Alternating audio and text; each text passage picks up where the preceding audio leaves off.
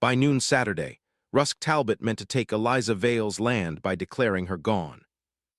Eliza was alive, hungry, and still baking bread in a dugout outside Mercy Crossing. The town ate that bread at church, while Rusk warned them not to speak her name. Only rancher Jonah Reed challenged the lie. If he failed before the final filing, Eliza would lose her home, her spring, and the last place her parents had been brave.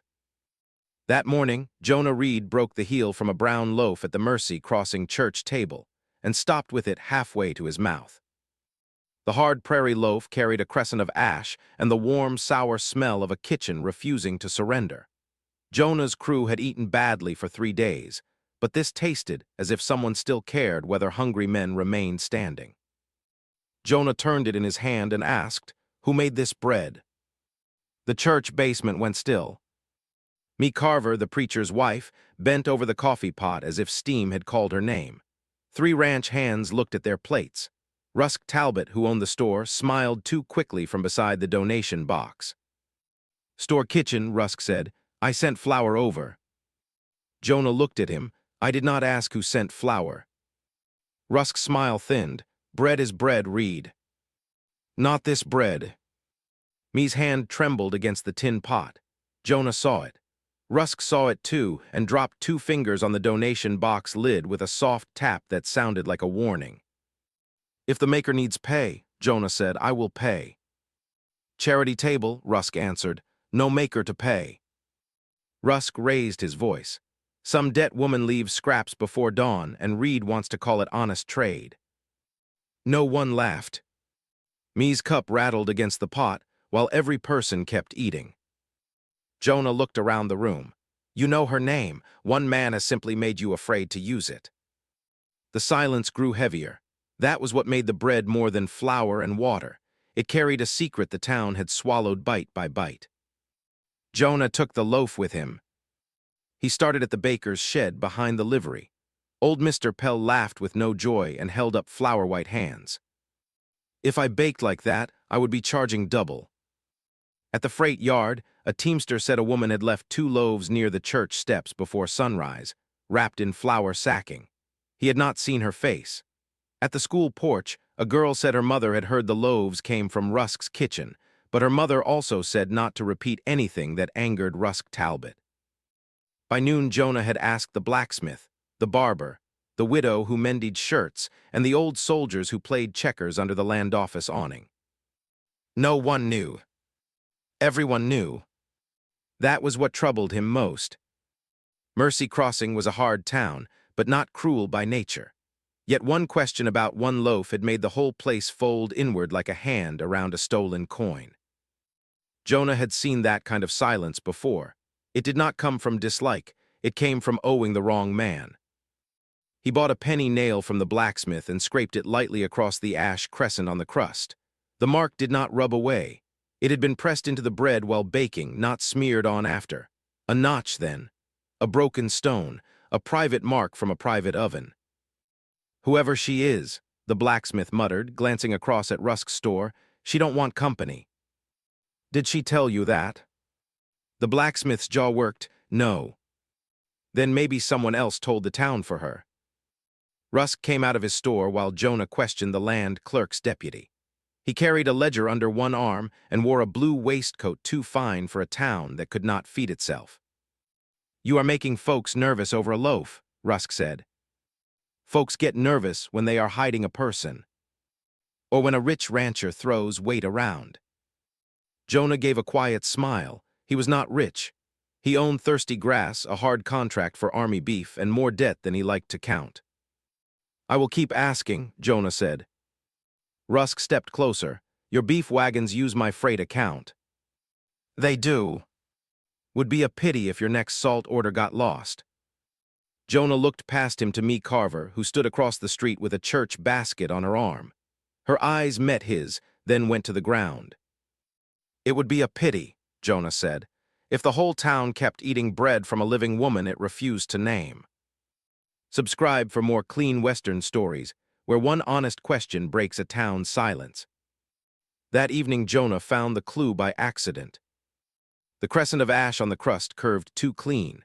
Jonah had seen a mark like that once on a branding iron left too long in mud. So he rode the dry wash north of town, stopping at every abandoned stove pit, every sheepherder camp, every old ash mound where a person might bake on stone. Near sunset, his horse raised its head toward a smell of smoke that did not belong to any visible chimney. Jonah climbed a low rise and saw nothing but buffalo grass and the red line of evening. Then a thin thread of smoke slipped from the earth itself. He dismounted. The dugout was cut into the side of the draw, its roof covered with sod and dead grass. A stovepipe leaned from the bank like a crooked finger. Beside the low plank door sat a broken water bucket and a flour sack turned inside out to hide the store stamp. Jonah stopped 10 paces away. "Ma'am," he called. The door opened 3 inches. A shovel blade appeared in the gap. "I have nothing worth taking," a woman's voice said. The voice was rough from disuse, but not weak. Jonah took off his hat. "I am not here to take your door. I came to ask who fed my men." The shovel did not lower. "Men say many things before taking." "My name is Jonah Reed. I run the bar south of here." "I know who you are." "Then you know I asked the whole town who made this bread." Silence. Jonah unwrapped the last piece from his handkerchief and held it up. "I reckon it was you." The door opened wider. The woman behind it was thin, with dark hair pinned badly under a faded kerchief and gray eyes that looked as if they had spent too many nights listening for boots. She was not old. 28 maybe. Young enough to have hope left somewhere, old enough to have learned not to show it quickly. "You should not have brought it back," she said. "Why?" "Because he will know you found me." "Rusk." Her eyes sharpened. That was answer enough. Jonah looked at the shovel. "May I step closer?" "No." He nodded once and stayed where he was. That surprised her more than if he had argued. "Then I will set coffee here," he said, "and a paper with my name. If you want me gone after that, I will go." He took a small packet of coffee from his saddlebag, added the folded paper, and placed both on a flat stone halfway between them. He backed to his horse before she moved. "What is your name?" he asked. The shovel lowered 1 inch. "Eliza Vale." He knew the name, or rather, he knew the lie attached to it. Rusk had told men at the store that Eliza Vale had abandoned a dugout claim last spring and run east owing $40. Jonah looked at the smoke pipe, the water bucket, and the woman whose bread had fed a town that called her gone. "Miss Vale," he said, "Rusk has been telling folks you left." Her mouth tightened. "Then he has been practicing." Jonah rode away before full dark because staying would make her less safe. But he did not ride home. He slept under a cottonwood 1/2 mile from the draw, where he could see if anyone came toward the dugout in the night. No one came. At dawn, he returned with bacon, beans, a sack of flour, and a second paper. This one was written plain. "Eliza Vale owes Jonah Reed nothing for these goods. If she asks him to leave, he leaves. If she asks for town, he escorts her by daylight. If she asks for Fair West, he pays it without claim." He signed his name and left it under the coffee packet. This time she opened the door before he reached his horse. "Why would you write such a thing?" "Because hungry people have been trapped with smaller favors." Eliza read the paper twice. Her thumb lingered over the line about leaving. "You are careful for a rancher," she said. "My mother raised me around women who knew the difference between help and a hook." For the first time, something almost like a smile moved at the corner of her mouth. She did not invite him in. Instead, she sat on the threshold with the door against her shoulder and the shovel across her knees. Jonah stayed in the grass where she had first stopped him. That became the distance of their talk. She told him the dugout had been her father's work. He had cut the first room into the bank with a pick, a dull shovel, and stubborn hope. Her mother had kept the bread starter alive through dust storms and fever. After they died, Eliza stayed. "Rusk offered to buy the claim," she said. "I said no, then flour doubled, then the spring path was fenced, then me stopped saying my name at church." Jonah listened without interrupting. "That bread you ate," she added, "was not charity. It was proof I was still here." Then I should have asked sooner. She looked at him for a long second. Yes. It was not cruel, it was true. He accepted it like a deserved bruise. She brought out half a loaf, wrapped in a clean cloth that had been washed until the threads shone. For your men, she said. I did not come to buy bread from a starving woman. Then buy it from a homesteader. There was pride in the word. It stood between them like a fence post. Jonah took a coin from his pocket and set it on the stone. A homesteader should set her price. 10 cents. Too little. It is my price. He left 10 cents. When she turned to carry the coin inside, he saw beyond her shoulder. The dugout was poor but ordered. A narrow cot, a tin plate, a barrel with 2 inches of flour in the bottom. On the hearth sat a flat oven stone with a crescent chip missing from one edge. Jonah's eyes went to the loaf in his hand. Eliza saw him looking and moved to block the door. That mark, he said gently, the stone makes it. Many stones make marks. Not that one. She looked past him toward town, though town was hidden by miles of brown grass. That stone was my mother's, she said. She carried it from Ohio wrapped in a quilt. Rusk says I abandoned this claim. Does this look abandoned? No. He filed a notice 3 weeks ago, said he held my debt and my relinquishment. The deputy clerk let him post it. Did you sign anything? I signed for flour last winter, nothing else. Then we fight it. Eliza gave a short laugh. With what, a bread stone? With that, with your name, with anyone who saw him lie. Her face closed at once. No one will stand against Rusk. Me might. The name hit her, she turned away. Me took 6 loaves from me for the church table. She promised she would tell them I was still here. She promised she would say I had paid part of my flour debt in bread. And she did not. Her husband owes Rusk for medicine. Eliza's voice hardened. Everybody owes Rusk something. That is how he gets people to misplace the truth. Jonah wanted to step closer, to put himself between her and every man who had used hunger as a chain. He did not step closer. If I find you, he said, they will too. You already found me. I mean if I keep asking. Then stop. He heard the fear under the order, and something else too. A loneliness so old it had learned to sound like anger. I can take you west, he said. No debt, no bargain, just a road out. She looked at the dugout roof, at the smoke pipe, at the poor little door she had defended with a shovel. My father died digging this room, she said. My mother died on that cot. I have winter wheat trying in the low ground. I have a spring under a flat stone Rusk wants for his freight corral. If I leave, he does not only take dirt. He takes the last place my people were brave. Jonah held the loaf in both hands. Then I will not ask you to leave. Her eyes came back to him. What will you ask?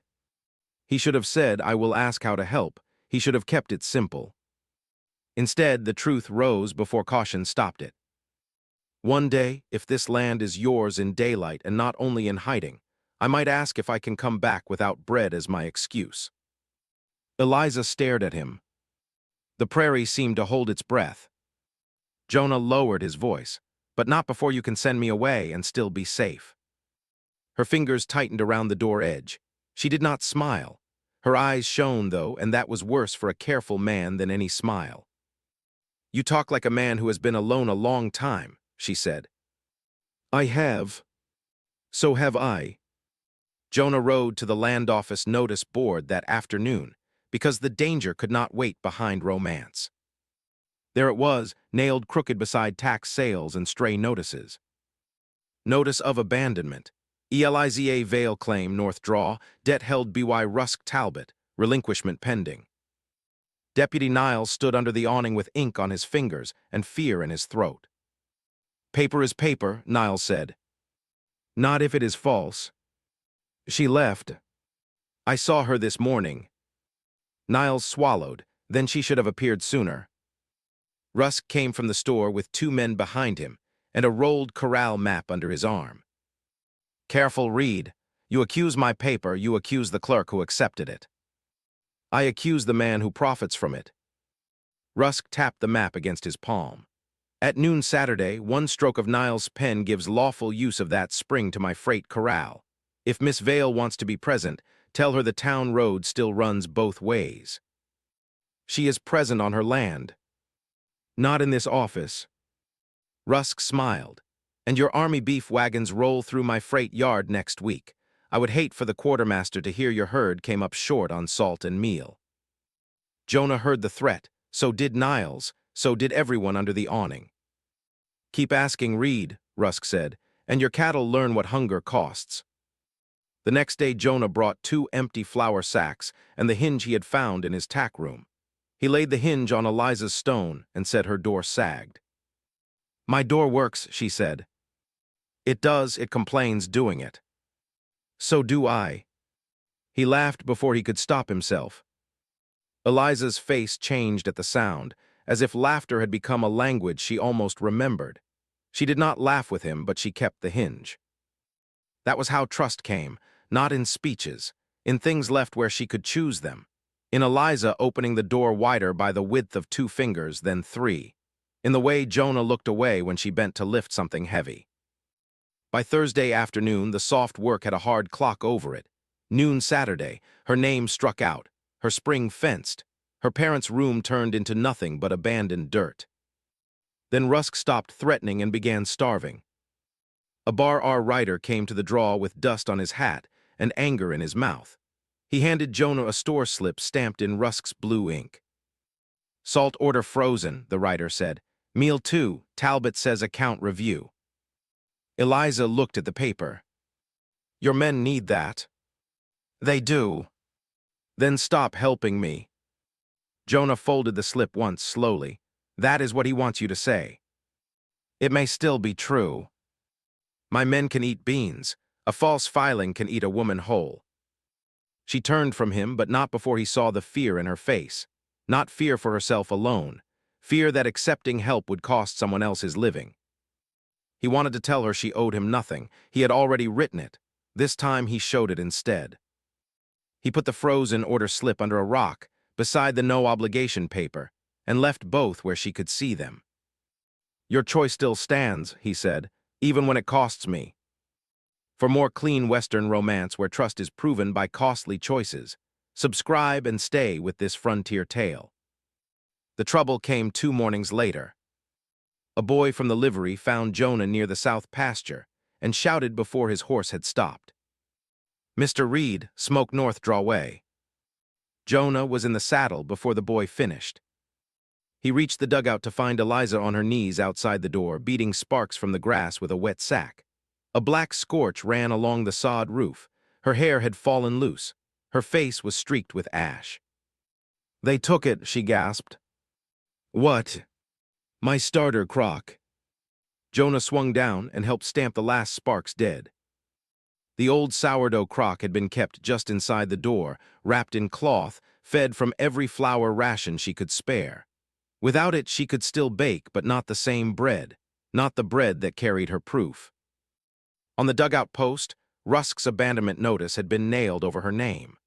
The nail had split the painted V in Vale, driving the lie through the only word the town had refused to say. Eliza tore at it with both hands until the paper ripped. He wants me to run, she said. Jonah looked at the scorch marks. He wants you to look gone before anyone admits you were here. I have a little starter buried in a jar behind the spring stone. She closed her eyes as if ashamed to confess hope. My mother always kept a second life for bread. Then we use it. No, she stood too fast and swayed. Jonah caught her elbow, then let go the instant she found balance. She noticed. That careful release did something to her face. You keep doing that, she said. Doing what? Helping like you expect me to remain my own person after. Jonah had no answer ready. He had known men who called women precious while taking every choice from them. I am trying, he said. Eliza looked down at the ripped notice. Trying counts when a man could choose not to.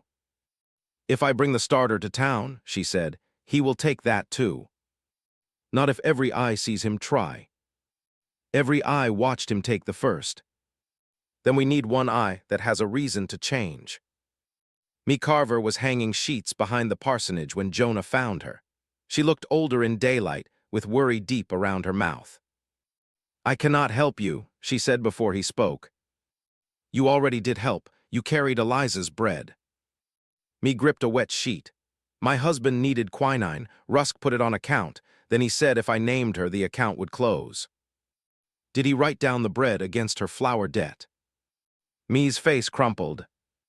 "He made me sign a receipt, 6 loaves. Eliza Vale paid toward flour, then he kept it." "Where?" "Store ledger box." "Can you get it?" "He will know." "Yes." Her eyes filled. "You do not understand what it is to have everyone you love owing one man." Jonah thought of his cattle, his men, his salt order, the contract that could save or sink the bar R. He did understand enough. "How much medicine is left?" he asked. Me shut her eyes. 2 doses. If Rusk closes the account by Saturday noon, I cannot buy more until the preacher gets paid next month.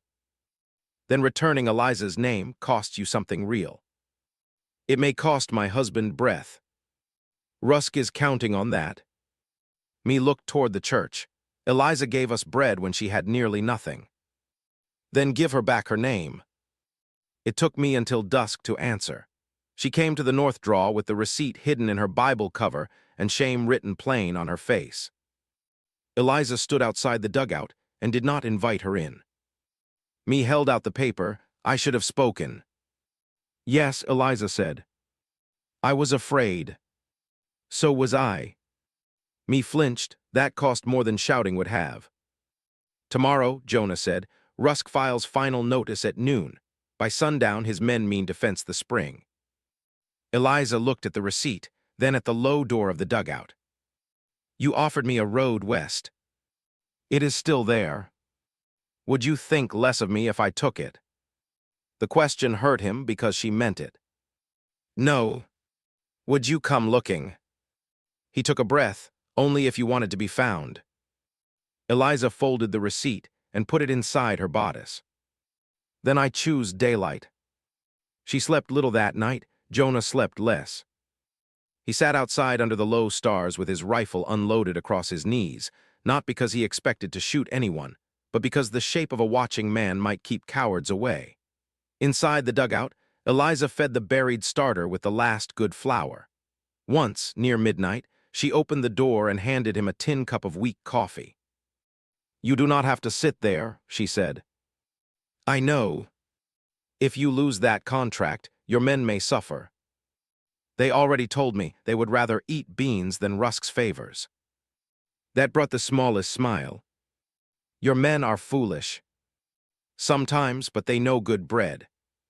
She leaned against the doorframe, the lamplight behind her and the dark prairie before her. For the first time, Jonah saw not only the woman Rusk had cornered, but the woman she might become with room enough to stand. It struck him so hard he had to look down at the cup. "Eliza," he said, "tomorrow if it turns ugly, you stand where you choose. Behind me, beside me, or nowhere near me." "Beside you," she said. "And not for mercy," she added. "I am going to make him lie where everybody can hear him."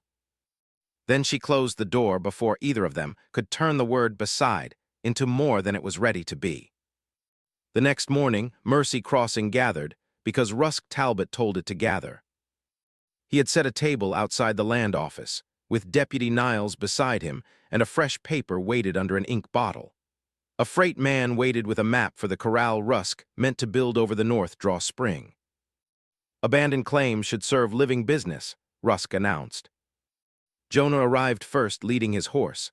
2 bar R hands came behind him, not armed for trouble but ready for it. Me stood at the church steps, white as milk. Then Eliza Vale walked into town, carrying a small crock wrapped in a towel, and the notched oven stone against her hip. The crowd shifted. A few people whispered her name as if testing whether it still belonged to a living woman. Rusk's face darkened. "This is trespass business, Miss Vale. You had your chance to appear." Eliza set the stone on the church-baked table. "I am appearing." Rusk laughed. "With kitchen trash." "With bread." The word moved through the crowd. Deputy Niles rubbed his hands. "This is irregular." So is marking a living woman abandoned, Jonah said. Rusk snapped. One more word from you, Reed, and your beef contract finds another freight yard. Jonah stepped beside Eliza. Then I will haul my own salt and lose money honest. His two hands heard that. So did the freighter, so did Eliza. She looked at Jonah, as if the offer of loss meant more than any offer of rescue. Rusk pointed at the crock. That proves nothing. Not alone, Eliza said. She mixed flour, water, and starter in a small pan me brought from the church kitchen. Her hands shook at first, then they steadied. The town watched those hands work, hands they had eaten from, hands they had pretended were gone. The dough did not need long. It had been started before dawn. Eliza shaped one small loaf and set it on her notched oven stone inside the church stove. You expect a town to wait on baking, Rusk said. You waited months on my silence, Eliza answered. You can wait for bread. A murmur rose, quick and sharp. That answer did more than sting Rusk. It changed the way people looked at her. She was no longer a rumor in a dugout or a poor thing Jonah Reed had dragged to town. She was a woman standing at a table with flour on her hands and the nerve to make a greedy man wait on the truth. The old baker moved closer to the stove. Starter's alive, he said softly. You can smell it. Keep your nose out of my filing, Rusk snapped. The baker looked at him, then at Eliza. I kept my nose out long enough. Rusk moved for the crock. Jonah stepped in his path, but Eliza was faster. She lifted the crock against her chest and said clearly, touch it and every person here will see you take from me again. That stopped him. It stopped the crowd too. For the first time, Rusk looked less like a man in charge, and more like a man counting exits. Me came forward before fear could drag her back. I have the receipt, she said. Rusk turned on her, me. She flinched but did not retreat. 6 loaves from Eliza Vale, she read, voice shaking. Accepted toward flour debt, signed by me, witnessed by Rusk Talbot. Niles reached for the paper. Rusk slapped his hand down over it. Church women mistake accounts. Eliza looked toward the stove, then smell the account. Me opened the stove door with a rag. The loaf had risen enough to split along the top, and on one side, pressed into the crust, was the same crescent mark as the loaf Jonah had carried through town. The smell came first. Men who had eaten that bread leaned forward. The old baker took off his hat. One of Jonah's hands whispered, that is it. Eliza lifted the loaf with the rag and set it beside the first crust Jonah had saved. The marks matched. The town went silent again, but this silence made room for her. Jonah spoke so every ear could follow. The bread Rusk claimed came from his store could only have been baked on Eliza Vale's stone with Eliza Vale's starter. Niles stared at the 2 crusts. Rusk tried one last time. A mark on bread does not settle land. No, Eliza said, living on it does. She laid down the church receipt. Then she laid down the torn abandonment notice she had ripped from her own post. Then she faced Niles. You marked me absent because he wanted my spring, she said. Now test the paper he says I signed. Niles went red. This is not a court. Then do clerk's work, compare a name. Eliza took the pen from the table and signed Eliza Vale on a clean scrap, slow enough for the porch to watch every stroke. Then she pushed it beside Rusk's alleged relinquishment and the store ledger where her winter flour signature sat under Rusk's hand. Niles looked once, then again. Rusk hissed, careful. That was the mistake. Everyone heard it. Everyone saw Niles hear it too. The baker crossed the open space and stood beside Eliza's oven stone, leaving Rusk alone beside the ink bottle. 3 church women lifted their baskets from the store porch and walked behind me without asking permission. The freighter folded the corral map and put it under his arm. Niles' hand shook over the papers. This relinquishment signature is not hers. The crowd did not murmur. They turned and looked directly at Rusk. It matches no hand but the one that carried it here, Niles said, and his voice broke on the last word. Rusk grabbed for the crock after all. Eliza twisted away. Jonah caught Rusk's wrist, but he did not have to hold it long. "I won't haul for a man who steals a woman's roof," the freighter said. The baker said he would no longer buy flour through the store. The liveryman said Rusk's freight teams could water elsewhere. Me stood in front of the church women and said, "I lied by silence. I will work off what my fear cost her." Rusk looked at Jonah. "You will regret this." "Maybe," Jonah said, "but I will regret it in daylight." Niles dragged the pending relinquishment under his pen and struck through it. "Claim remains under Eliza Vale," he said. Then he pulled the corral application close and drew a black line through Rusk's map number. "No claim, no spring, no corral." The freighter tore Rusk's hauling order in half. "And no wagons from me." Rusk's blue waistcoat seemed suddenly too bright and too small. On that porch he lost the thing that had made people obey him, the belief that no one else would speak first. The baker set 2 coins on Eliza's table. "For tomorrow's loaf, if you choose to sell one." A ranch wife followed with 3 more cents. Then another, not charity, orders, small public orders that did what apologies could not. They made a trade with the woman Rusk had tried to erase. Me removed Rusk's account token from the ribbon at her waist and laid it on the table. "I will not buy medicine with silence again," she said. Rusk stared at the token as if it had betrayed him. In truth, it had only stopped obeying. Eliza did not cry. She picked up the warm loaf and broke it in half. She gave 1 piece to me. "Eat it with my name this time," she said. Me took it like a sentence and a mercy both. By sunset, Jonah rode beside Eliza back to the north draw. He did not ride too close. The claim paper lay in her lap, folded but not hidden. The spare starter crock sat in a flour sack at her feet. The notched oven stone rested in Jonah's saddlebag because she had asked him to carry it, and because asking had been her choice.